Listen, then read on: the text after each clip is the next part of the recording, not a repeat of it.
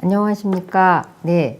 저는 지금 2021년 상반기 서울대 박물관 수요 교양 강좌 치유와 돌봄의 과학기술 5번째 강좌를 시작하겠습니다. 슬라이드가, 네. 제 소개를 좀 드리겠습니다. 저는 관악구에서 가정의학과 의원을 18년째 운영하고 있는 조계성이라고 합니다. 5년 전부터 관악 정다운 의료복지 사회적 협동조합을 창립하는 일에 함께 하면서 2년 전에 창립을 했고요. 그리고 정다운 우리 의원을 금년부터 의료사협에서 운영을 하게 되어서 지금은 의료사협의 활동의사로 있습니다. 네, 반갑습니다. 이렇게 반응이 없는 강의를 하려고 하니까 약간 쉽지는 않은 것 같습니다. 네. 제가 오늘 드리고 싶은 말씀은 돌봄에 관한 이야기예요. 돌봄에 대해서 이게 부제를 Well Aging in Community라고 잡았는데요. 갑자기 이제 영어를 왜 쓰나, 저 사람은. 왜 한 몇 년 전만 해도 저희가 웰빙이라는 말들을 좀 많이 했었던 것 같고요. 그러고 나서 웰빙보다 더 중요한 건 웰다잉 같아. 그러면서 웰다잉에 대한 이야기들이 많이 떠올랐었죠. 그런데 웰다잉이나 웰빙이나 사실은 결국은 잘 나이 들어서 죽음을 맞이해가는 우리 삶의 과정에 대한 이야기라고 생각이 들고요. 그래서 돌봄에 대한 이야기는 결국은 우리가 살고 있는 익숙한 지역사회 안에서 웰 에이징을 어떻게 해나갈 건지, 잘 나이 들어가는 방법에 대한 이야기라고 생각이 들어서 돌봄의 부제를 웰 에이징 인 커뮤니티라고 잡았습니다.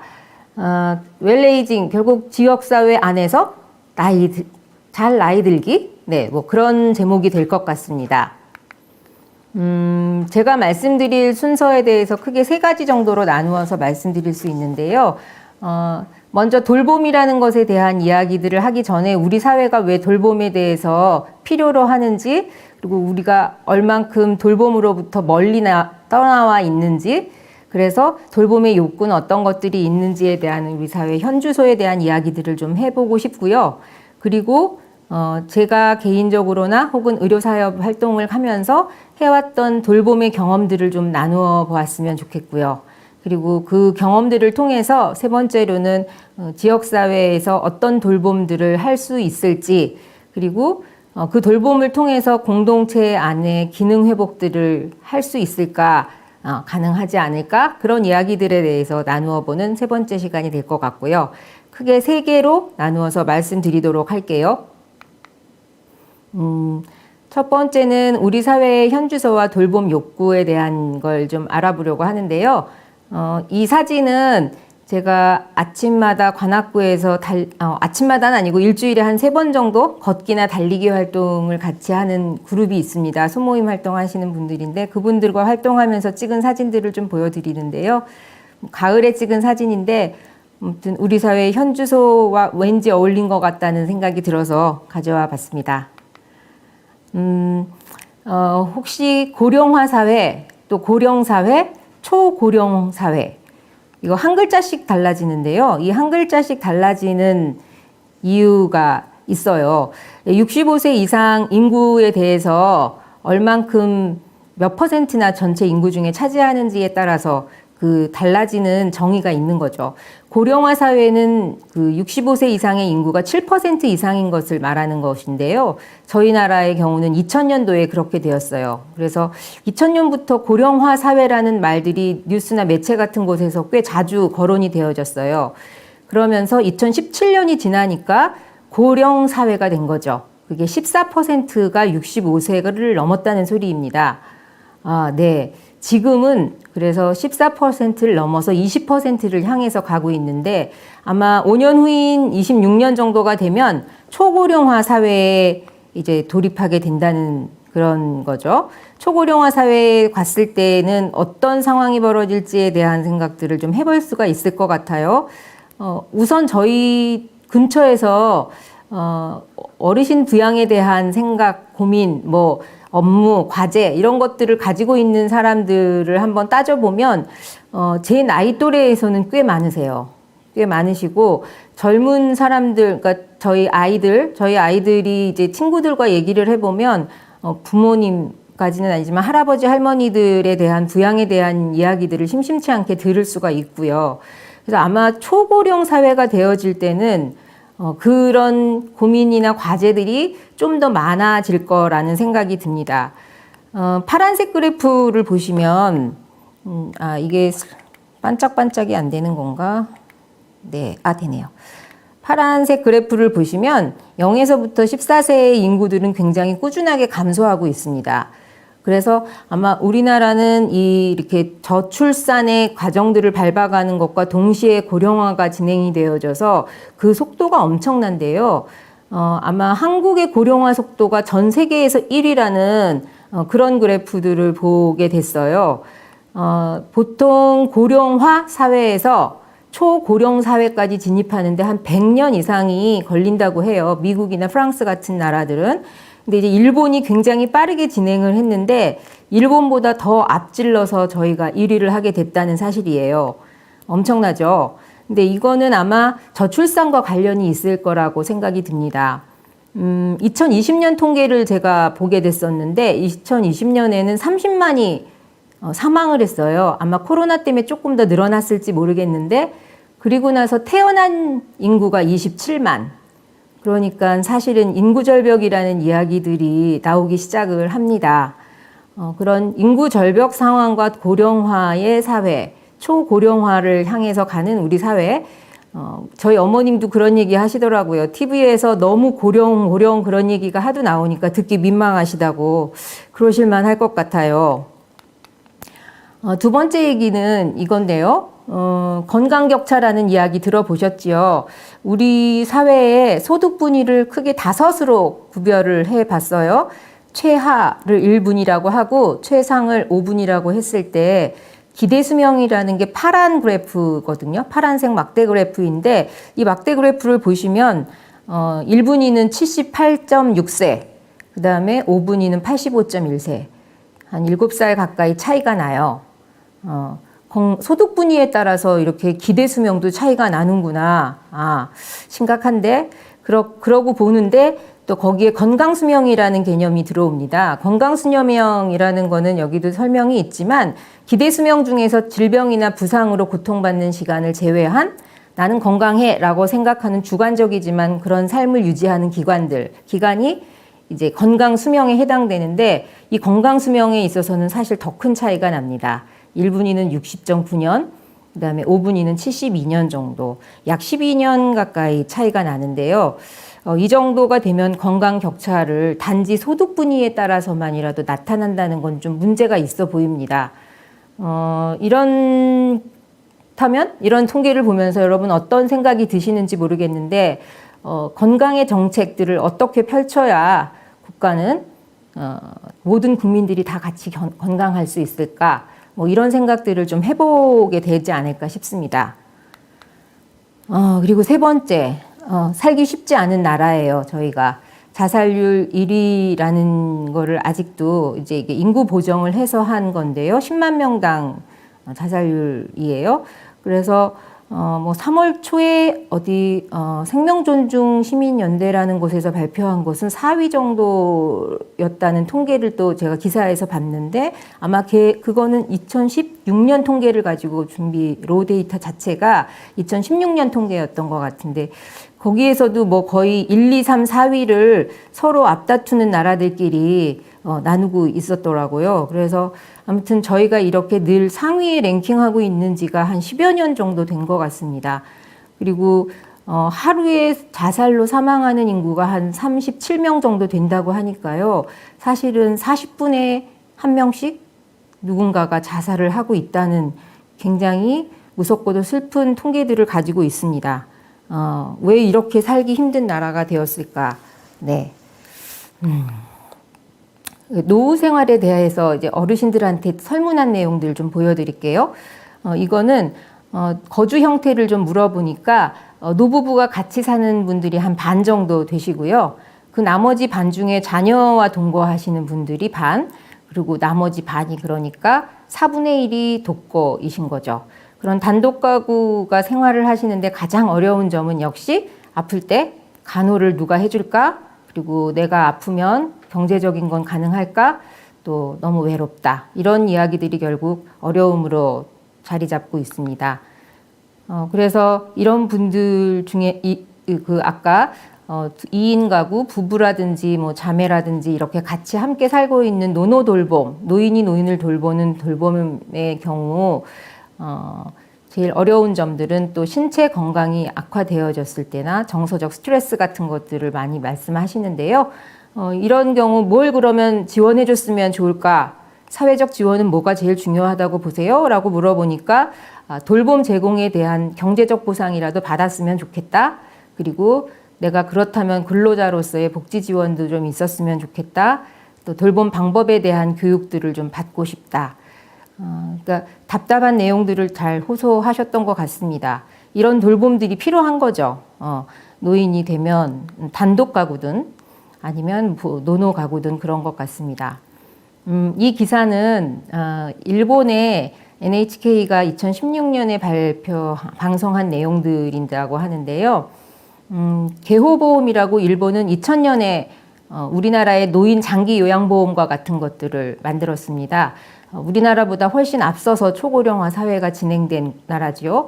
그래서 그 나라도 지금은 굉장히 고령 인구가 높은데요. 보면 그 개호보험이 이미 자리를 잡았을 2016년인데도 불구하고 개호살인들이 일어납니다. 보통 80대 어머니를 살해한 50대 남성, 87세 아내를 살해한 85세 남편. 네, 이야기를 들어보면 갑자기 쓰러지면서 인생이 바뀌었다. 어머니를 병간호해야 한다는 사정을 봐주는 회사는 없었고, 그래서 간호를 위해서 적금을 깨서 썼지만 금세 바닥이 났고, 직장을 그만두고 새벽과 심야의 아르바이트를 전전했다. 잠을 거의 자지 못해 피로가 쌓였고 점점 막다른 골목으로 들어가는 기분이었다. 이런 이야기들에 대해서 우리는 사실 충분히 공감할 수 있는 그런 부분들이 있는 것 같습니다. 그리고 아내의 간호를 자기 혼자 해야 한다는 부담감, 자기 몸도 아프고 허리가 아프고 언제까지 살 수 있을까도 걱정돼서 내가 먼저 떠나면 아내가 얼마나 불쌍할까? 또 그런 걱정들 있고 또 자식들에게도 폐를 끼치고 싶지 않아서 이런 출구가 보이지 않는 상황들에서는 그런 극단적인 선택을 하게 되는 것 같습니다. 언젠가 제가 아모르라는 프랑스 영화를 본 적도 있었는데 거기에서도 그런 선택들을 하는 장면들이 나오는데요. 이것이 사실 외면하고 싶은 현실이지만 현실이거든요. 그래서 이런 상황들을 우리가 외면할 것이 아니라 어떻게 지원을 할 것인가에 대한 생각들을 좀 해봐야 한다는 생각이 들고요. 우리나라에서도 그런 일들이 일어나는 거죠. 혼자 어머니 병간호를 7년 했는데 치매가 점점 악화되면서 어머님의 상태가 점점 나빠지고 그러다 보면 지치는 거죠. 그러면서 자기가 한 행동에 대해서 어떤 감정도 없는 88세 어머니를 살해한 59세 남성. 네. 결국은 이런 어렵고 힘든 일들을 우리가 어떻게 잘 분담해 나갈 건지에 대한 한 사람을 이렇게 희생시키지 않기 위한 생각들을 좀 해봐야 할 거라는 거죠. 그래서 이렇게 돌봄을 받는 사람과 돌봄을 하는 사람 안에 일상적인 욕구들이 좀 달라요. 아픈 사람은 내가 어떻게 호전될 수 있을까? 나만이면 남아있는 기간 동안 좀 행복할 수 있을까? 그리고 덜 통증을 느끼고 천천히 내 스타일에 맞춰줬으면 좋겠는데 돌봄을 하는 사람들은 또 내가 지치지 않았으면 좋겠고 별일 없이 평화롭게 하루를 보냈으면 좋겠고 나 역시 좋은 돌봄을 해줬으면 좋겠어. 이런 생각들을 하죠. 근데 이 사이의 간극은 누가 메꿔주느냐는 겁니다. 저도 그렇지만 모두가 다 초보자예요. 돌봄을 받는 사람이나 돌봄을 하는 사람이나 사실은 처음 해보는 것들이거든요. 그래서 그런 처음 해보는 이런 상황에서 이 간극을 메꿔주는 것들은 결국은 각자가 가지고 있는 자원, 뭐 신체적 건강도 자원이고, 그리고 자기가 가지고 있는 어떤 아웃소싱 해낼 수 있는 정보 같은 것들도 자원이고요. 또 자기가 동원할 수 있는 비용을 낼 수 있는 돈 같은 것도 자원입니다. 그래서 그 자원들을 최대한 활용하는데 그것을 지원받을 수 있는 곳들을 우리가 좀 더 개인에게보다 조금 더 사회적으로 지원할 수 있는 것들을 만들었으면 좋겠다는 생각이고요. 그래서 초보로서 피돌봄자나 돌봄자 모두가 하루하루를 시작하는 것 같습니다. 이 책은 그래서 제가 좀 책을 찾아봤는데요. 그러면 건강 장수를 할 수는 없는 건가? 무병 장수가 아니라 유병 장수만 가능한 건가? 이렇게 질문을 하게 되잖아요. 그런데 그렇지 않다는 책들을 좀 찾아냈어요. 뭐 지금 블루존이라는 책은 댄 뷰트너라는 미국 학자가 이제 그 세계의 장수 마을들을 찾아다니면서 연구를 해봤어요. 도대체 왜 여기는 이렇게 100세 이상인 사람이 많고 건강하고 행복하게 살지? 그러면서 찾아다녀 본 곳들이 한 대여섯 곳 정도를 기록을 해놨는데요. 뭐 거기에는 뭐 식사라든지 운동이라든지 또는 거기에 환경이라든지 하는 내용들도 있지만 제가 보기엔 그건 이제 굉장히 마이너한 부분들이고 이분이 주목한 부분들은 공동체와 유대감에 대한 이야기들이었던 것 같아요. 특히 이탈리아의 샤르데니아라는 마을 같은 곳은 약간 고립된 지역이라고는 하는데 그 지역에는 노부부들을 그 조손들, 그러니까 손자, 손녀들도 잘 존경을 하면서 따르고 그들에게 어떤 존경을 보내는 어떤 돌봄을 해주고 있는 거예요. 그리고 또 그 노부부들은 그 손자, 손녀들이 육아부터 시작을 해서 그 사람들이 어떤 실패를 경험했을 때 다시 성공을 향해서 딛고 일어날 수 있는 그런 자극과 용기와 지지를 전해주는 그런 역할들을 해주고 계시더라고요. 그래서 그런 공동체와 유대감, 또 그 안에서는 종교적 활동이라든지 아니면 그분들이 수다라든지 뭐 이렇게 해서 그 지역 안에서의 유대감 있는 활동들을 충분하게 가지고 있다는 것이 이 사람의 관심이었고요. 그다음에 두 번째로 이제 마을 효과라고 하는 빌리지 이펙트라는 책을 쓴 수잔 핑커 같은 경우는 테드에 나와서 강연도 여러 번 했었는데 이분이 하는 이야기는 결국 대면 접촉이 굉장히 중요하다. 대면 접촉을 할 때 우리 뇌에는 활성화되어지는 부분이 있는데 그 활성화되어지는 부분이 우리의 삶을 조금 더 건강하고 오래 살게 해주고 그리고 치매를 예방하는 효과도 있다. 그리고 우리가 일상을 살면서 만나는 아주 간단한 접촉의 그런 사람들, 뭐 우편 배달부라든지 택시 기사라든지 이렇게 가볍게 접촉하는 그런 사람들을 통해서도 우리는 사회적 관계들을 되게 리프레시 할 수 있고 다양하게 가져갈 수 있는데 그런 접촉들이 굉장히 우리 삶에 있어서 건강 장수의 이유가 된다라는 이야기를 해요. 일본에 대한 연구들도 있었고요. 그래서 저는 근데 요즘 보면 어디 가서 식당에 가서 주문 하나를 할래도 뭐 키오스크라고 하는 그런 걸 통해서 주문을 해야 돼서 사람을 도무지 만날 수가 없고요. 뭐 지하철을 타도 그렇고 뭐 이러다 무인 택시까지 나오게 생긴 것 같고 물건을 주문을 해도 우편 배달부든 택배하는 분이든 도대체 얼굴은 만날 수가 없는 상태가 됐는데 이거는 도대체 뭐 때문에 이렇게 됐을까? 우리 사회 안에서 어떤 신뢰에 대한 그 기반이 좀 너무 약해진 게 아닐까? 그런 생각. 물론 4차 산업에 대한 것 때문에 모든 것이 로봇으로 많이 바뀌어가고 있다는 것. 그것이 과연 우리 뇌에는 어떤 영향을 미칠까에 대한 연구들은 좀 필요해 보입니다. 그리고 이제 치매 노인은 무엇을 보고 있는가라는 그 일본의 오이겐이라는 그 치매를 돌보는 의사인데요. 이분이 하시는 이야기 중에 제가 제일 주목했던 것은 그건데요. 동경에 있는 치매 노인 요양시설에 계시는 치매 환자와 일본 오키나와의 사사이 마을 같은 곳에 있는 치매 환자의 차이점에 대한 이야기들이 저는 눈에 띄었습니다. 거기 동경에 있는 사람들은 야간 선망이라고 해서 굉장히 부정적 행동들을 많이 보여요. 그러니까 뭐 공격적인 행동이나 또는 지저분한 행동이라든지 불안, 두려움 같은 것들을 많이 표현한다면 사사이 마을 같은 곳에는 똑같은 치매라는 질병을 진단받았지만 가족들과 함께 있고 마을에 거주하면서 그런 행동들이 훨씬 적게 나타난다는 겁니다. 그래서 그 의사 선생님은 결국 자기가 익숙하고 편안한 그런 어떤 공동체의 관계에서부터 떨어져 나오지 않았을 때가 훨씬 증상이 경미하고 또 심각하지 않다는 얘기죠. 고통스럽지 않다는 거겠죠. 그런 부정적 행동이나 증상들을 보일 때 그 당사자는 물론 옆에 있는 사람들도 함께 고통스러운데요.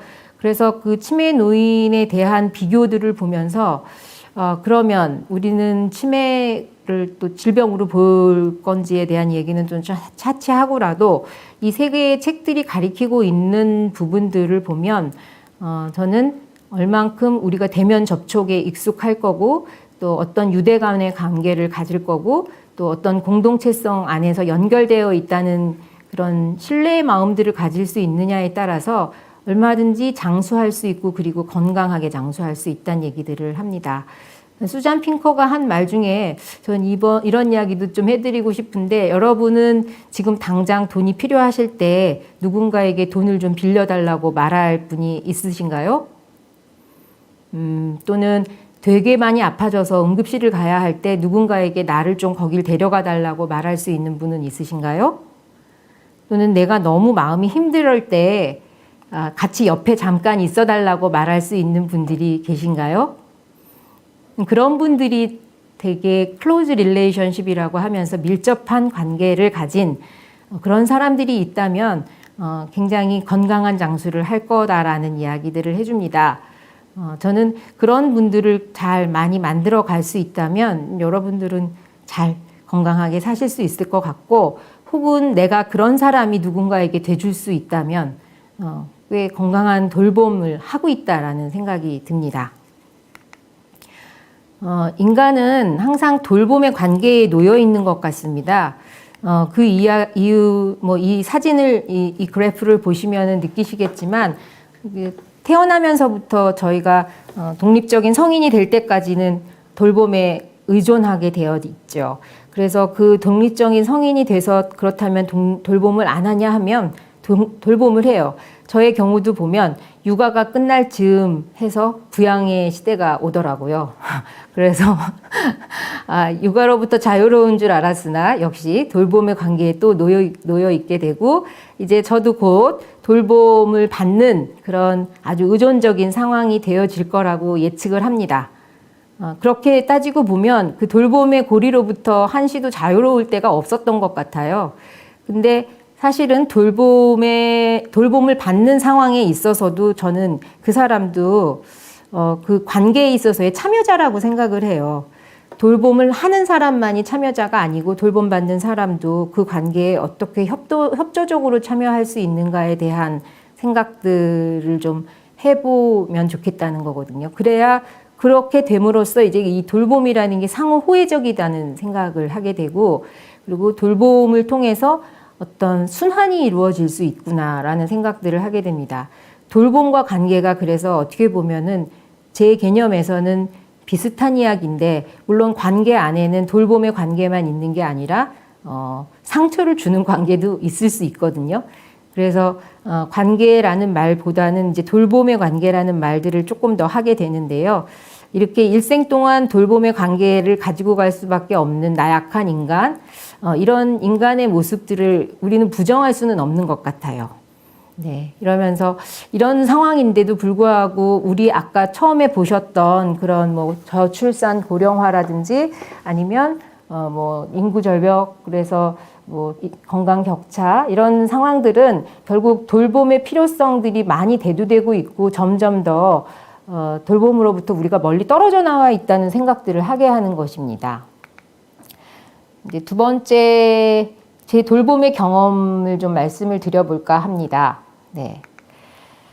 이거는 그 봉천동에 산 동네가 좀 있었어요. 지금은 이미 재개발에 들어갔습니다. 한 3년 전까지만 해도 그 산동네에는 혼자 계시는 단독 어르신들이 꽤 많이 살고 계셨거든요. 근데 그 단독 어르신들을 위해서 그곳에 있던 나눔의 집이 있었고요. 봉천동 성공회에서 운영하는 거기를 중심으로 봉사활동이 일어났었어요.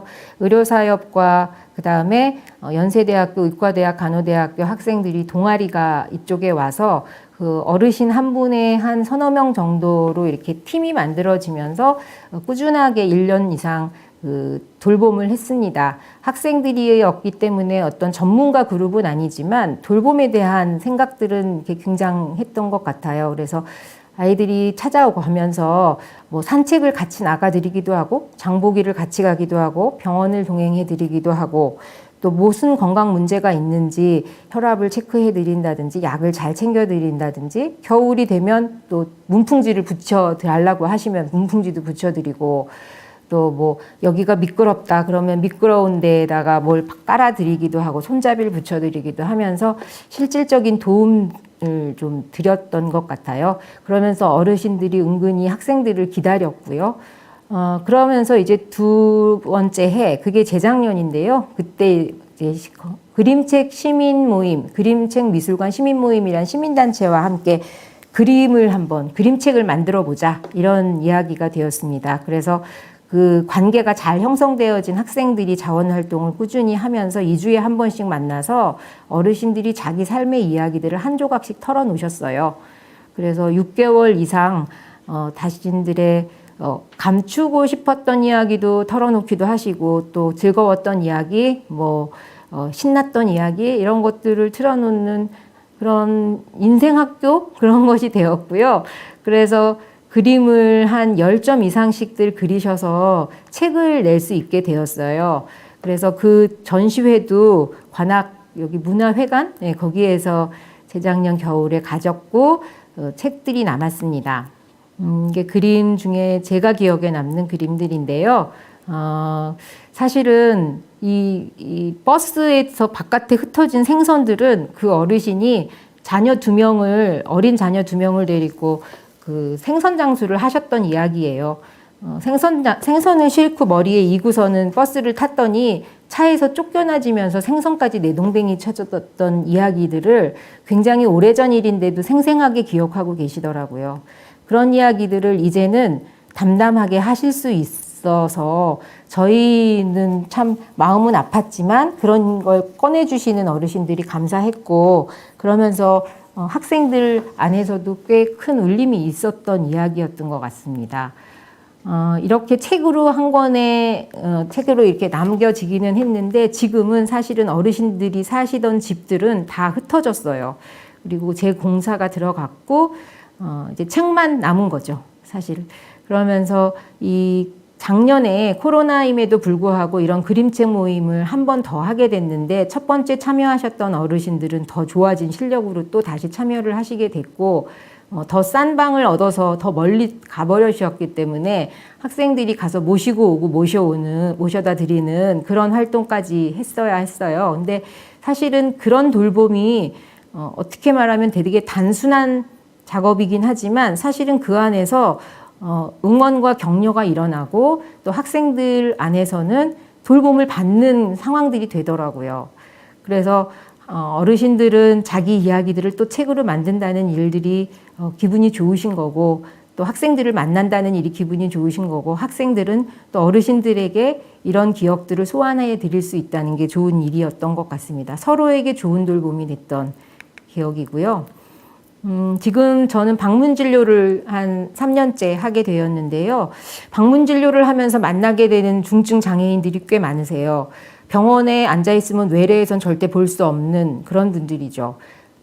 계속해서 집안에서만 살거나 이제 뭐 병원을 찾아올 수는 절대 없는 사지가 완전히 마비가 되어진 분들이 꽤 많으시던데 그런 분들을 찾아다니면서 욕창을 해결하고 뭐 이분의 건강을 돌보는 일들을 할 때 이분들은 학교를 다닌 경험도 없고 또는 언어가 안 되는 분들도 꽤 많으세요. 그래서 이분들과의 의사소통이 저에게는 되게 큰 장벽처럼 느껴졌었거든요. 그런데 1, 2년이 지나면서 사실은 말로 할 수 있는 것들이 별로 크지 않구나 하는 것들을 경험하게 됐고, 이분들과 소통하는 방식의 감각들이 저한테도 조금씩은 열리는 것 같습니다. 엉덩이 쪽에 생긴 욕창을 한 8cm 정도 도려내고 나서 이걸 채워야 하는데, 이분은 당뇨가 있으신데도 불구하고 단 음식만을 찾는 거죠. 근데 아주 큰 소리로 소리치면서 울기 때문에 가족들은 그 성화를 못 이겨서 계속 단 음식만 주는 거예요. 가족이라고 해봤자 어머님과 활동 지원사 뿐이지만 이런 내용들을 본인에게 어떻게 전달을 할 수 있을까요? 저 상처를 치료하기 위해서는 단 음식은 금해야 하고 더 건강한 음식을 먹어야 하는데요. 그래서 일단 사진을 찍고 갈 때마다 상처가 조금씩 호전되는 내용들을 이분과 소통을 했어요. 이렇게 되니까 단 음식을 드시면 안 된다. 초콜릿은 안 된다. 단 우유는 안 되고 흰 우유만 된다. 이런 이야기들을 하면서 이분도 어느 정도 이해를 하시게 되더라고요. 그건 말로 하는 것이 다는 아닌 것 같다는 생각들을 하고요. 그리고 제가 찾아가면 이분이 아주 가뭄에 그 단비가 조금씩 내리듯이 살짝 웃어주세요. 그런 살짝 웃어주시는 미소가 저에게는 정말 큰 돌봄이에요. 제가 받을 수 있는 큰 돌봄이라서 전 그 미소 하나를 기억하면서 또 찾아가게 되는 것 같습니다. 네, 이렇게 서로 소통하고 또 돌봄을 주고받는 그런 관계고요. 저는 두 분 어머님을 돌봐야 하는데 개인적으로 시어머님은 함께 모시고 살고 있고 훨씬 연세가 많으셔서 노쇠하세요. 그리고 더 이제 질병이 있으시고 하다 보니까 집으로 장기 요양보험 서비스, 요양보호사가 찾아오시고 입원을 가끔 하시게 될 때는 간병인의 도움을 받습니다. 근데 친정 어머님은 아직은 건강하셔서 지방에서 생활지원사의 도움만을 받으시면서 혼자서 독거노인으로 지내십니다. 근데 저희 어머니에게, 친정 엄마에게 가장 중요한 돌봄 이웃은 바로 이웃이에요. 이웃들이 눈이 오면 눈을 좀 치워주고 어디가 아프면 찾아와주고, 그렇게 해서 사실은 자녀인 저희들보다 더 많이 의지하고, 그래서 서울에 오시는 것보다는 아직은 거기에 사는 걸 훨씬 더 선호하십니다. 이렇게 아주 가까이서 두 분의 노화가 되는 과정들을 보게 되는데요. 이렇게 기능의 쇠퇴와 약화를 경험하는 어르신과는 어떤 관계들을 만들어가야 할까에 대해서 많이 생각해 보게 되더라고요. 남편 같은 경우 직장에서 늦게 들어오고 저 역시 늦게 들어가기는 하지만 어떤 관계를 맺을지에 대해서 같이 고민을 할 거예요. 그래서 그러다 보니까 얼마 사실 시간이 많지 않은데 좋은 기억보다는 나쁜 고통스러운 기억보단 좋은 기억을 만들어 드리고 싶어서 꽃이 필 때면 좀 밖에도 모시고 나가고 싶고 그런 것들이요. 그리고 어떤 역할을 자꾸만 드리고 싶고, 그래서 그걸로 기여하시도록 하고 존중받으실 수 있게 되었으면 좋겠다는 생각. 그리고 눈이 안 보인다, 다리가 느려진다, 행동이 느려지는 이런 것들을 어떻게 보조기구를 사용해서라도 받아들이실 수 있도록 그렇게 해드리고 싶어서 저희 집에는 참 다양한 보조기구들이 많죠. 저런 기둥은 한 3곳 정도 세워져 있습니다. 신발을 신고 벗는데 또 침대 옆에 이런 곳에 있고요. 저희 CCTV도 있어서 저희가 바깥에 있을 때는 어머님에 대한 모니터링을 야간에는 할 수밖에 없고요. 또 저희가 깊이 잠든 야간에 어머님의 필요가 생겼을 것을 대비해서 왜 식당 가면 이렇게 음식 주문할 때 누르는 벨도 설치를 해놓고 있습니다. 그리고 화장실에서도 넘어지신 적이 있어서 저렇게 장치들을 해놓고, 그래서 그분의 속도에 맞추기 위한 것들이 많습니다. 지저분한 저희 집을 있는 그대로 보여드리는 모습이고요. 그래서 물리치료 기기, TV 보시면서도 자꾸 움직이게 하기 위해서 있는 것들입니다. 세 번째로 이제 공공요양시설에 대한 꿈을 가진 저희 마을의 어르신인데요. 80이 넘으셨어요. 그런데 별명이 닉이 오토바이예요. 왜냐하면 너무 빨라서. 걸음걸이를 젊은 사람이 따라가기 힘들 만큼 빠르세요. 그래서 오토바이님이 이제 그렇게 발만 빠르신 게 아니고요. 실천도 엄청 빠르셔서 자원봉사 활동이며 어르신들이 할 수 있는 일자리 같은 것들을 잘 찾으셔서 해내시고 계시는 80대의 노익장을 자랑하시는 분인데요. 이런 분이 꿈은 내가 나중에 나이 들어서 정말 힘들어지게 되면 공공요양시설로 들어가고 싶다였고, 그런 생각을 가진 분들이 꽤 여러 분이셔서 그런 분들하고 같이 나눔조합이라는 사회적 협동조합을 만드셨고요. 거기서 지금 이사장님을 하고 계십니다. 그래서 그분들을 조직해서 뭐 국회의원이 새로 당선되거나 구청장이 새로 바뀌거나 그러면 찾아가세요.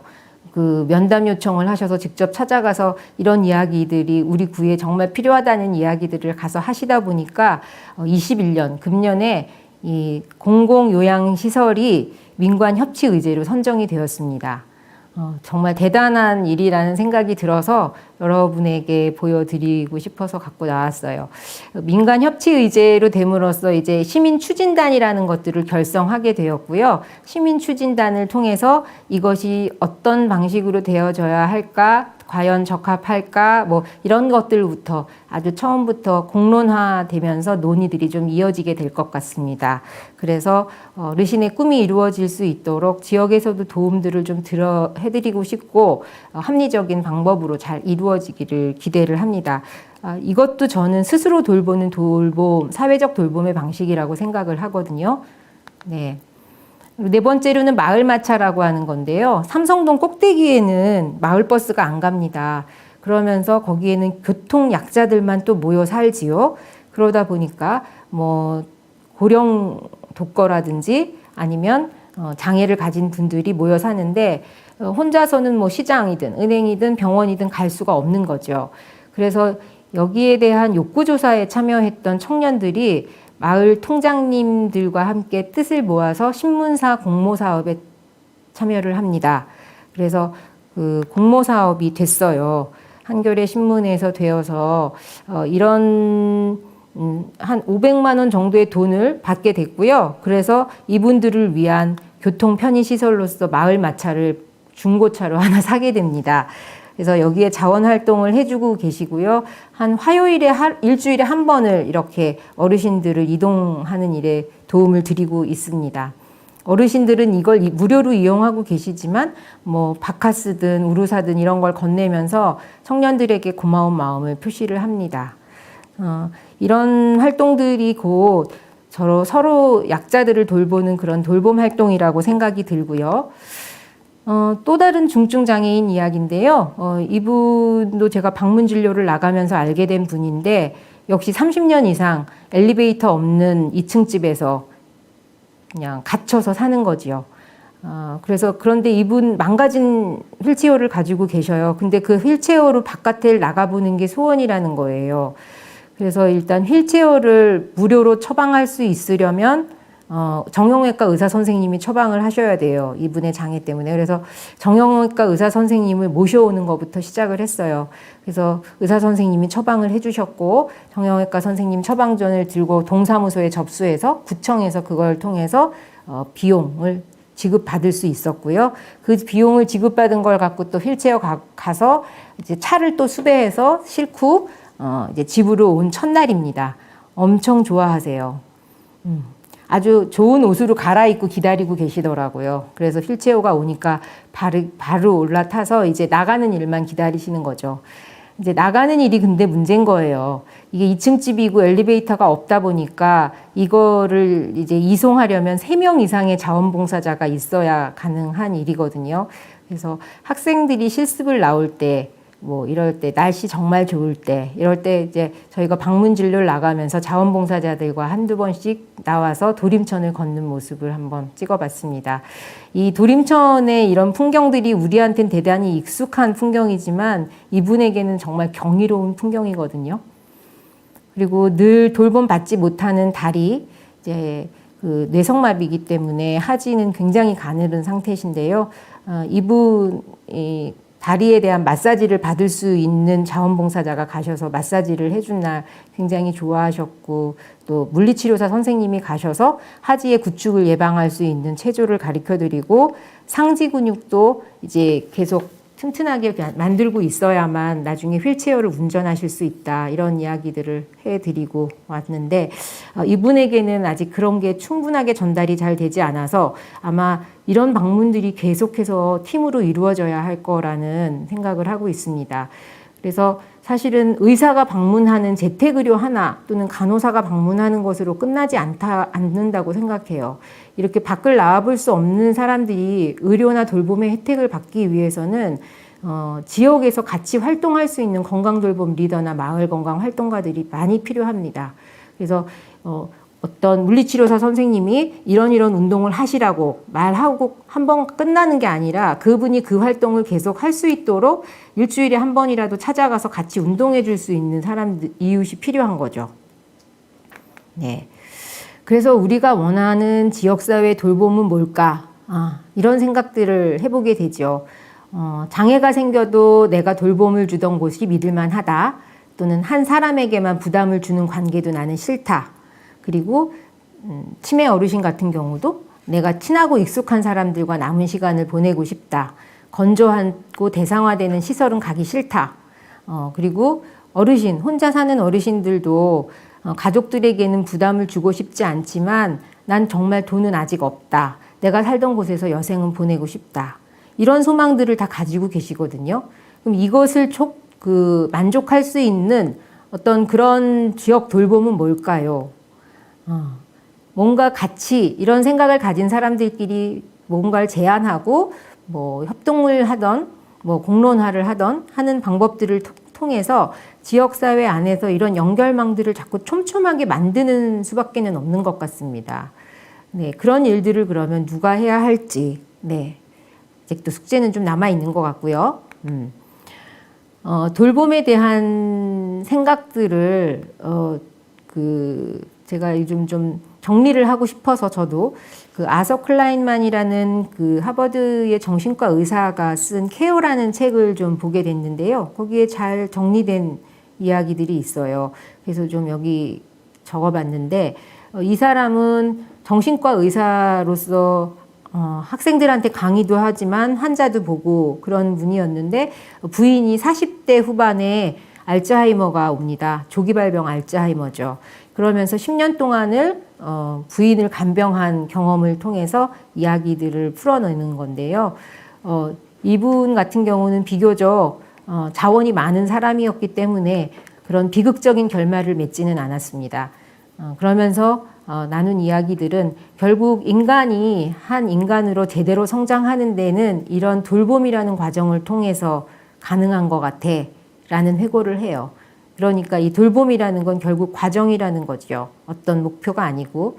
그리고 가족과 지역사회를 끈끈하게 연결해주는 접착제 같은 역할을 하는 거다. 그리고 인간적 유대감을 나누고 삶의 목적의식과 감사의 마음을 키울 수 있는 어떤 관계의 핵심이 된다. 그런 이야기도 하시고요. 그리고 엄밀하게 말하면 돌봄을 받는 사람과 돌봄을 하는 사람 안에서 각자가 처한 조건과 맥락에서 타인의 욕구에 대해서 나의 욕구가 반응하는 게 돌봄이다. 네, 이 말도 참 와닿는 말인 것 같아요. 앞으로의 위험까지도 준비하는 함께 걸어가는 길이다. 또 이렇게 알츠하이머라든지 노인 돌봄 같은 것에 있어서는 미래가 너무 암울하잖아요. 근데 그 암울한 미래에 있어서 긍정적 서사를 어떻게 만들 거지? 라는 것이 바로 저는 현존이라는 말에 있는 것 같아요. 그러니까 그냥 옆에 있어 주는 거예요. 옆에 있어 주고 그가 덜 고통스럽고 그가 조금 행복해하는 것을 보는 보고 싶은 욕구, 그런 거를 옆에서 같이 즐거워해 줄 수 있는 욕구 때문에 옆에 있어 주는 것. 이것이 굉장히 중요한 돌봄의 키워드들이구나라는 생각이 들어서 여러분과 공유하고 싶습니다. 돌봄에 대한 철학들을 좀 많이 얘기해 볼 수 있는 그런 시기가 됐으면 좋겠다, 이런 생각을 하고요.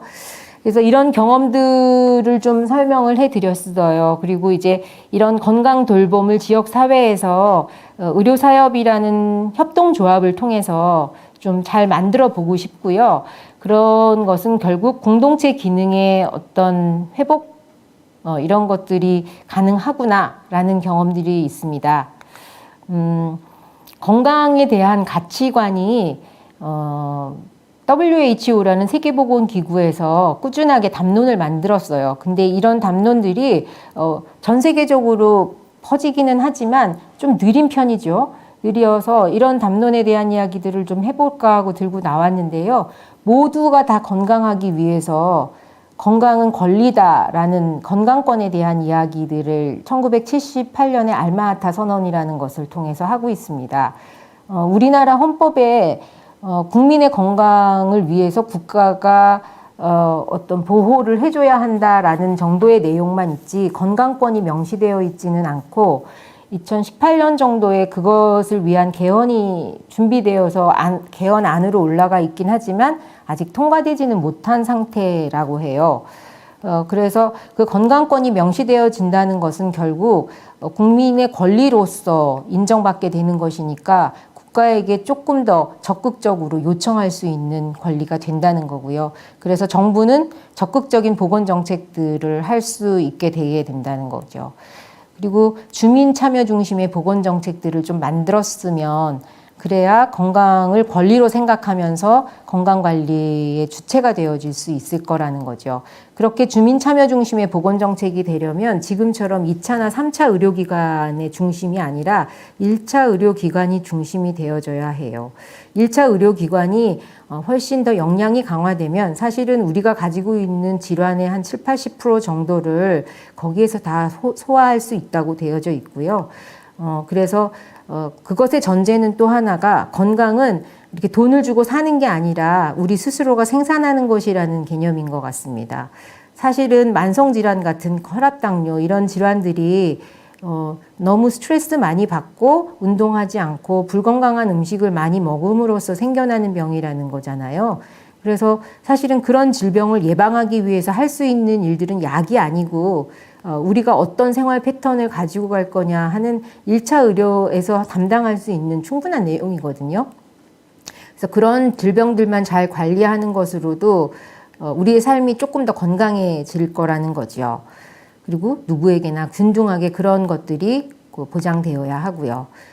WHO에서는 또 한 7, 8년 후에 오타와라는 데서 건강 증진에 대한 개념도 얘기하는데요. 건강 증진은 자기 건강에 대한 통제력과 자치력을 높이는 걸 의미해요. 그래서 현재보다 더 건강한 상태로 만들어 가려는 거를 자기 스스로 할 수 있게 되는 겁니다.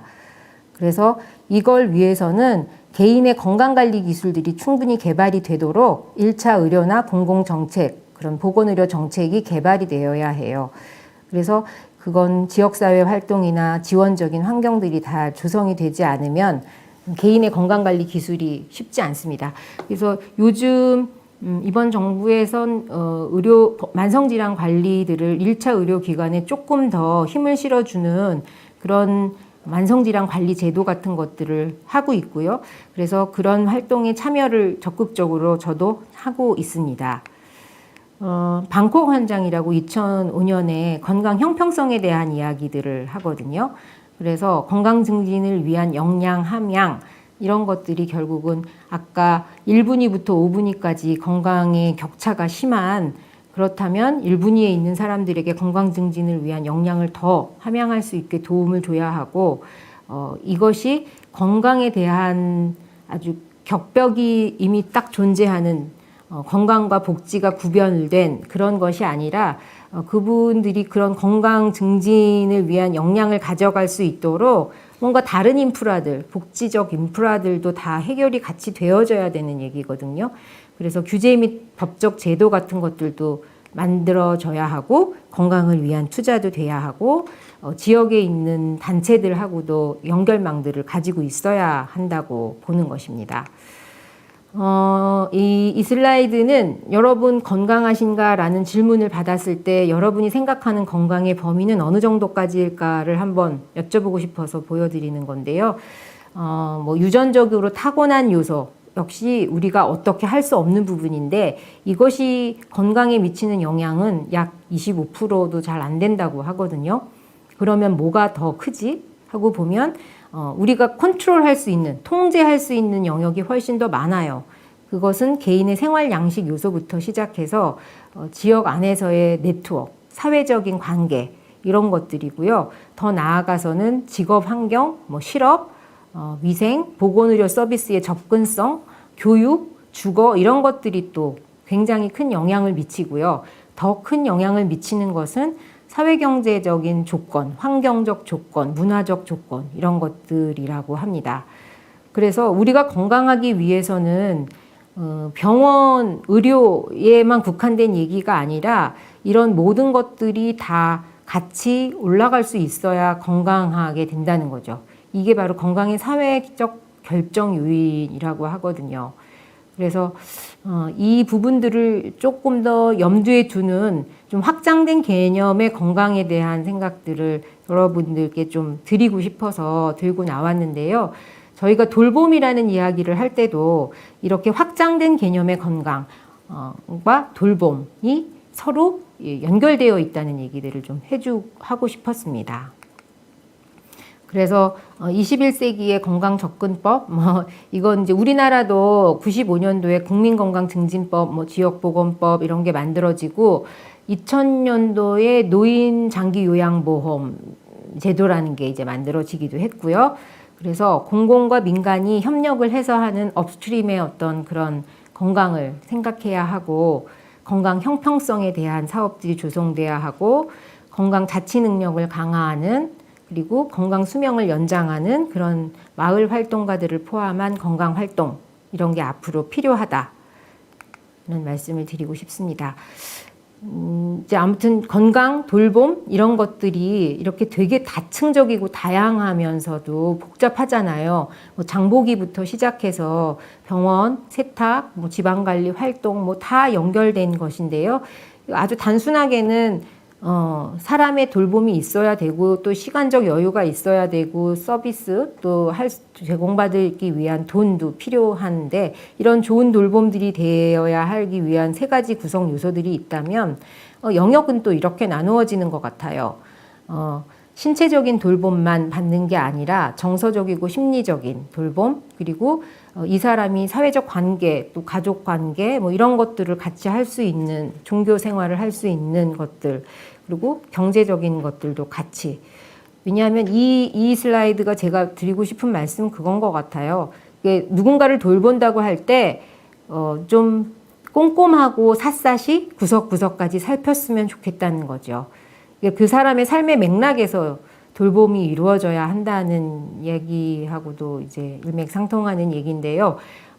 어떤 사람이 되게 몸이 아프면 사실 다른 사분면에 있는 것들도 같이 파동에 의해서 영향을 받고 위축이 되거든요.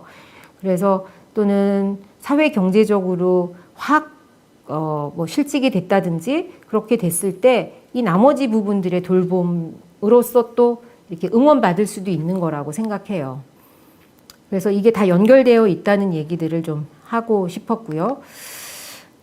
돌봄의 시작에 대한 이야기들을 좀 해보려고 하는데요. 어디부터 돌봄을 시작해야 할까? 여러분은 자기 스스로를 잘 돌보고 계신가요?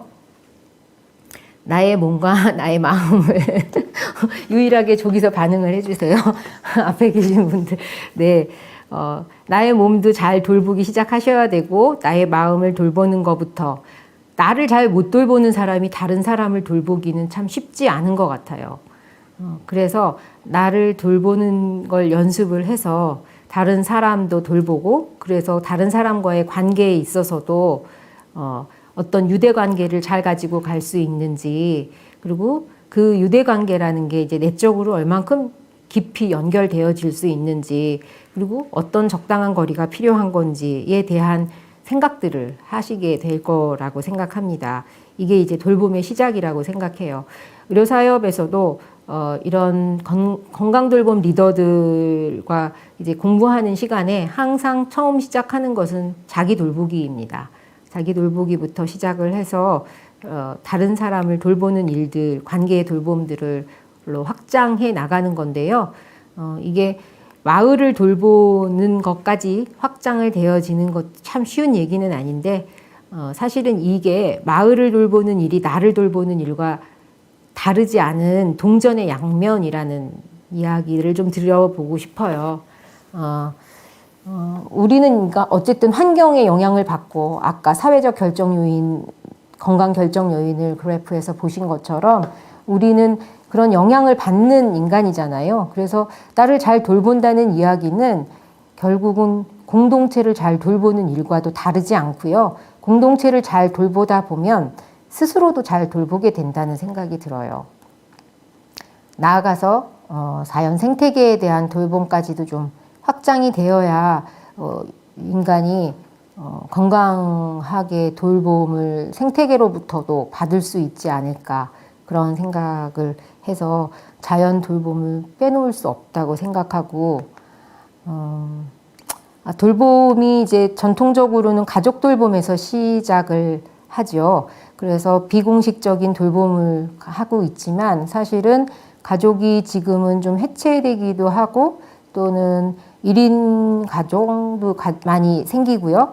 그러면서 이런 돌봄에 대한 필요는 늘어나는데 실제로 돌봄 기능을 할 수 있는 가족들은 줄어드는 것 같아요.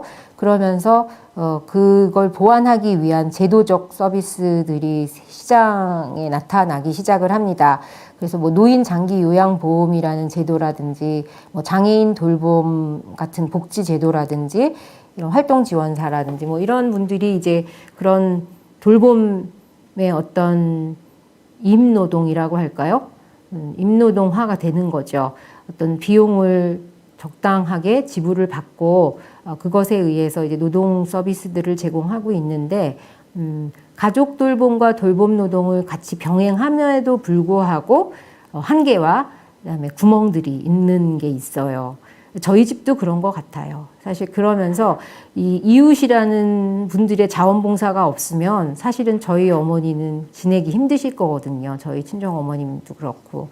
그래서 이렇게 자원봉사의 영역들도 여전히 남아 있고요. 그래서 이런 돌봄들을 어떻게 지역사회 안에서 촘촘하게 만들어 갈까, 이렇게 어떻게 코디네이션을 할까, 이런 생각들이 결국 3년 전부터 복지부에서 제안하고 있는 커뮤니티 케어, 지역사회 통합 돌봄의 개념인 것 같아요. 네. 이 돌봄의 과정들이 이렇게 사회화되어지는 것이 좋은 점도 있고 또 나쁜 점도 있는 것 같아요. 계약관계로서 시장에 돌봄이 놓여진다는 것이 어떻게 보면은 사회적 합의에 의해서 만들어지는 어떤 가격 뭐 이런 거에 의해서 이렇게 결정이 되겠지만 그것은 또 공급과 어떤 수요의 그 상에 놓이게 되고요. 그러면서 이런 가족 돌봄과 여기를 이제 왔다 갔다 하면서 이렇게 돌봄이 현재는 일어나고 있는 것 같습니다. 이게 3년 전부터 시작한 지역사회 통합 돌봄망이거든요.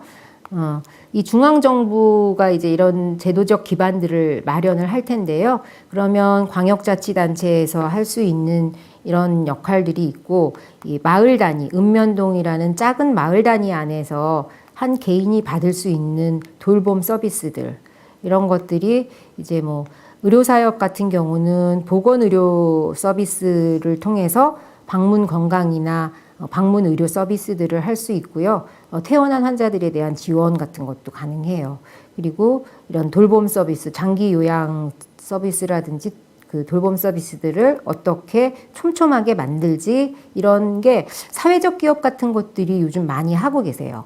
관악구 안에도 우리사회 같은 뭐 사회적 기업도 있고 자활 기업들도 있어서 이런 돌봄 서비스들을 진정성 있게 제공하시려고 노력하고 있고요. 근데 이게 아직은 굉장히 민간에 많이 의존을 하고 있다 보니까 뭐 사립유치원 막 이런 것 같은 위험성도 사실은 좀 있는 것 같고요.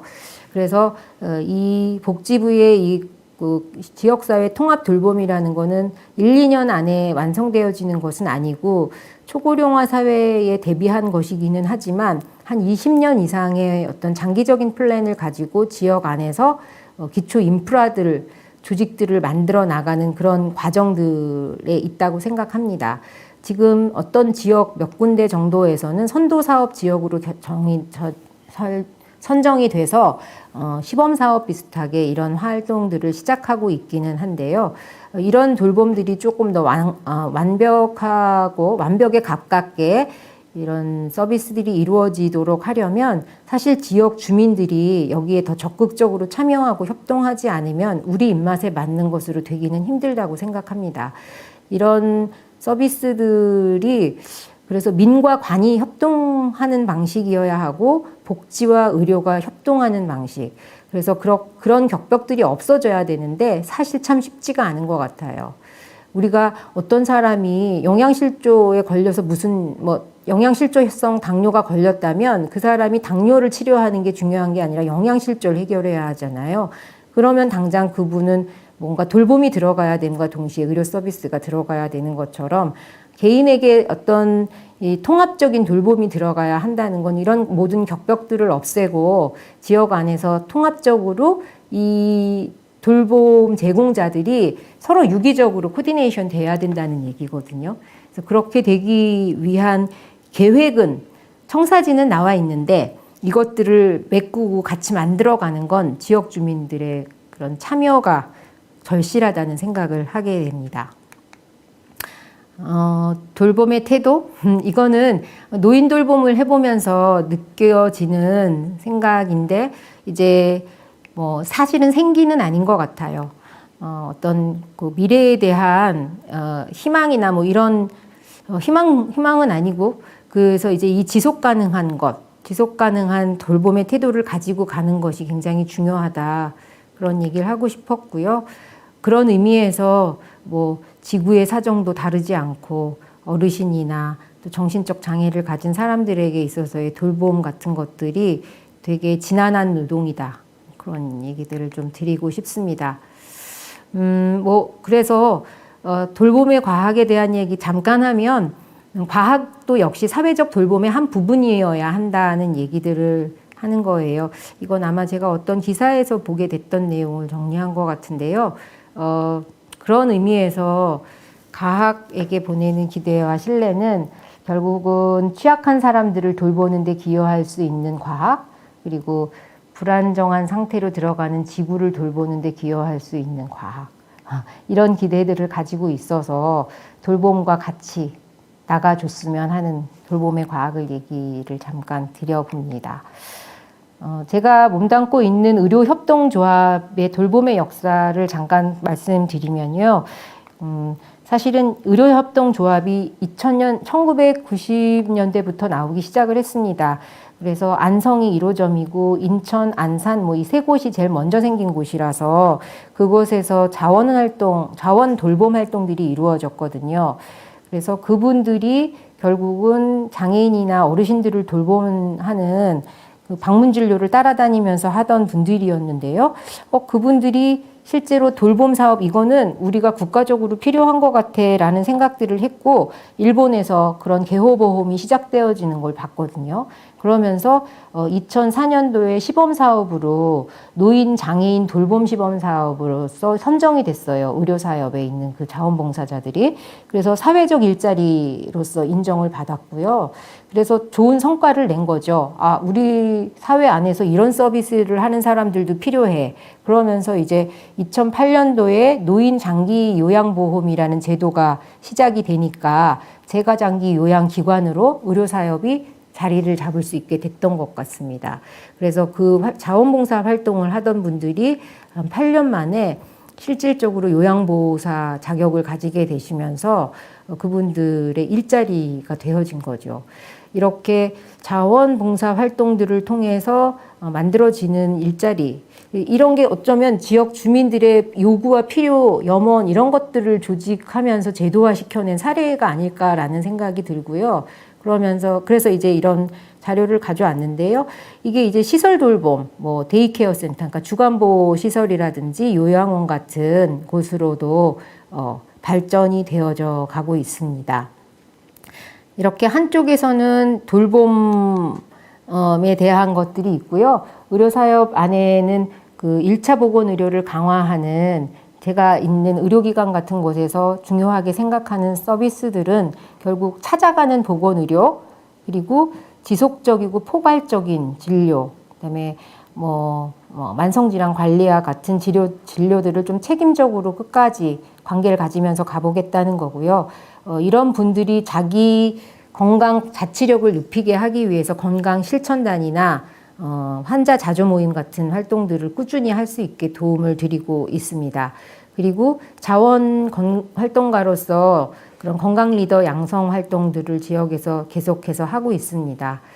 그래서 결국은 그 건강 리더들을 통해서 돌봄과 의료가 서로 통합되어지는 통합 돌봄 서비스? 네, 이런 것들을 지역 안에서 만들어 가는 게 의료사업의 지향입니다.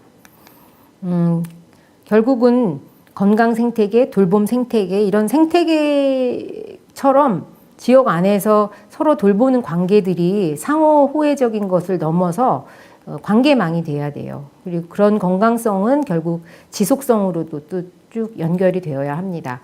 여러분들 중에 혹시 어떤 생명 살림의 관계가 아니라 관계를 통해서 상처받아서 더 위축되고 더 집안으로 움츠러들고 나의 세계로만 들어오는 분들이 계시다면 그런 상처들을 조금 딛고 일어날 수 있는 경험들도 한번 해볼 수 있으시면 좋겠다. 그러기 위해서 이런 생태계 활동들에 좀 참여해 주시면 어떨까 하는 생각이 드는데요. 내 몸의 주인이 나인 것처럼 내 삶의 주도성도 스스로 가지고 있고, 그런데 혼자서는 너무 힘들고 그래서 함께 해야 하는데 그 함께 하는 것에서 상처를 받는 것이 아니라 어떤 돌봄의 관계들을 복원해내고, 그래서 명실상부한 마을 공동체의 기능들, 치유의 기능들을 좀 만들어낼 수 있는 건강 리더들을 저희는 많이 만나고 싶습니다. 그래서 그런 건강 리더들을 모집하고 또 교육하는 그런 프로그램들을 꾸준하게 할 건데요. 이 이야기를 함께 들으시는 분들이 이런 건강 리더 활동을 통해서라도 자주 좀 현장에서 만날 수 있었으면 합니다. 이런 강의에서 들은 이야기들이 어느 정도 여러분에게 가슴에 닿았을지는 잘 모르겠지만 그런 현장에서 만날 수 있는 분들이었다면 드리면 좋겠다. 뭐 그런 기대로 사실은 저는 이런 데 나와서 이야기를 열심히 하게 되는 것 같습니다. 결국 자기를 성찰하고 서로를 돌보고 마을을 구석구석 살피다 보면 모두가 다 자기 삶의 주도성을 가지면서 성장하게 되는 것 같습니다. 이게 바로 건강 생태계고 돌봄 생태계일 거라고 생각을 합니다. 의료사업은 건강은 관계다 이런 얘기들을 하거든요. 저희 슬로건이에요. 근데 이 건강은 관계라는 말 아까도 말했지만 상처도 주고받을 수 있는 관계인데 그런 스크래치를 딛고 일어날 수 있는 관계가 돼야 되는 거거든요. 거기서 상처받고 떨어지면 안 되고, 그래서 이것도 제가 이제 보라매 공원을 달리기 하고 있는 아침에 이 청둥오리가 달리는 길에 있는 거예요. 그래서 얘는 여기가 주소가 아닌데 왜 여기 살아? 그러고서 사진을 찍으려고 하다 보니 청둥오리가 바라보고 있는 저 숲 안에 흰색 오리가 한 분이 계시더라고요. 그래서 이 건강은 관계인데 썸 타는 관계인가? 그런 생각을 하면서 이 사진을 좀 보여드리려고 가지고 나왔어요. 아마 밀당을 하는 관계일지도 모르겠습니다. 건강은 어떤 관계다. 여러분이 풀어가셔야 할 숙제라고 생각하고요. 오늘 말씀 여기까지 드리도록 할게요. 경청해 주셔서 감사합니다.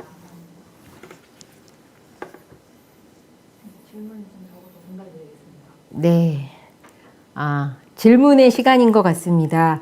혹시 질문을 하실 분들은 네, 해주시면 제가 아는 한도 내에서 열심히 답해드리겠습니다. 강의가 재미있으셨는지 모르겠습니다.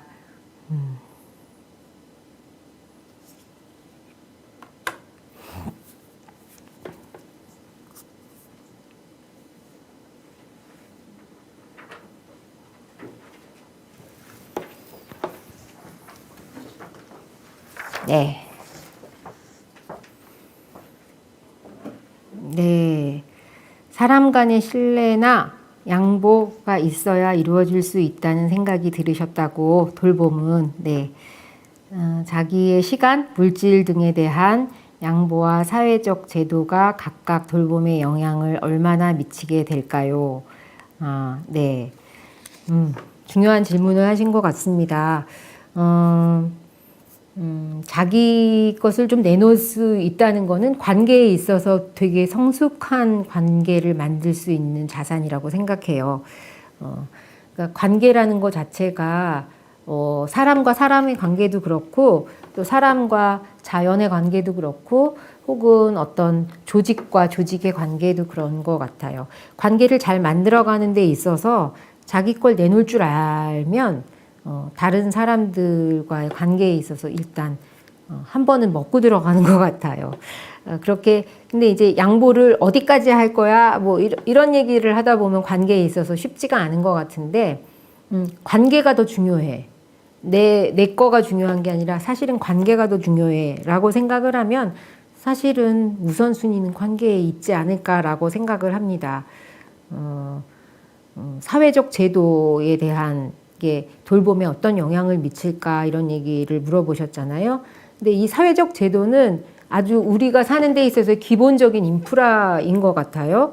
그래서 그런 인프라들을 돌봄 친화적으로 또는 건강 친화적으로 자꾸 만들어가기 위해서는 뭐 제안을 계속해서 하셔야 될 거라는 생각이 들고요.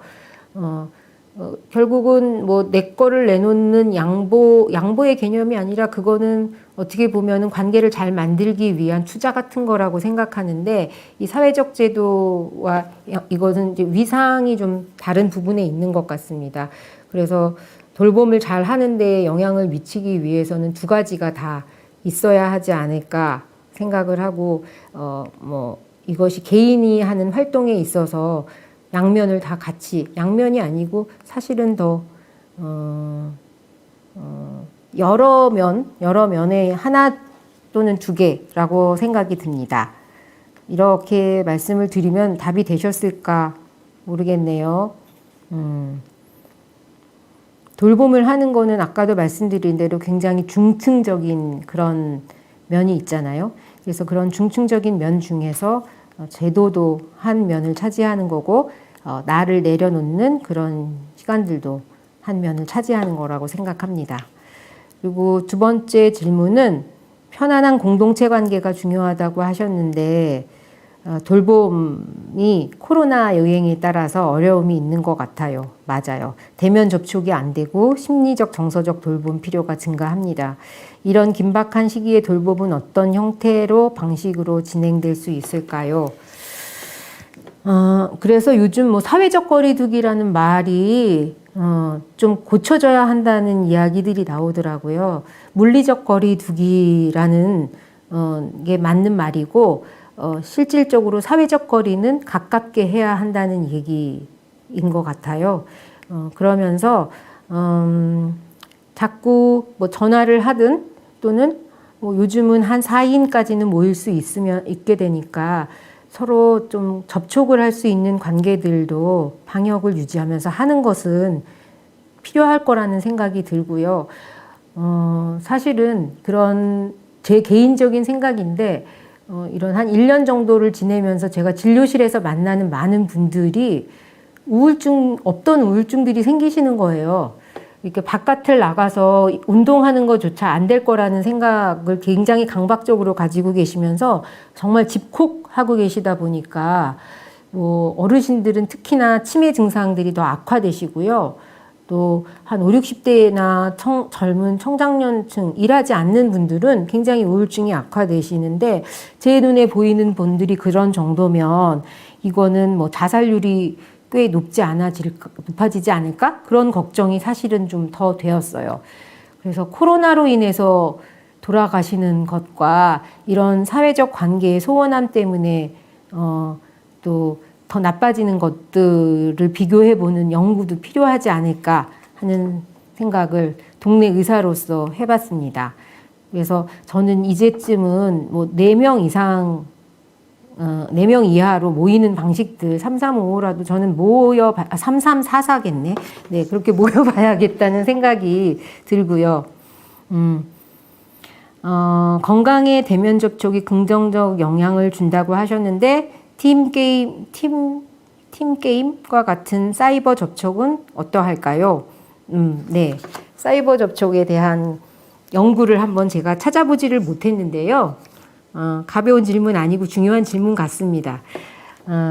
팀게임, 게임에서 팀으로 같이 하는 건가 봐요. 네. 사이버 접촉 안에서도 저는 뭐 어떤 뇌의 어떤 부분들이 활성화되는 부분들이 있을 거라고 생각을 하는데 이런 것들이 긍정적 영향을 주지 않을까? 그렇게 생각은 합니다. 왜냐하면 정서적 교류가 일단 일어나고 있으니까요. 그래서 그 연구를 찾아보지 못한 것 때문에 저의 추측으로 대신합니다. 네. 혹시 더 질문 주시면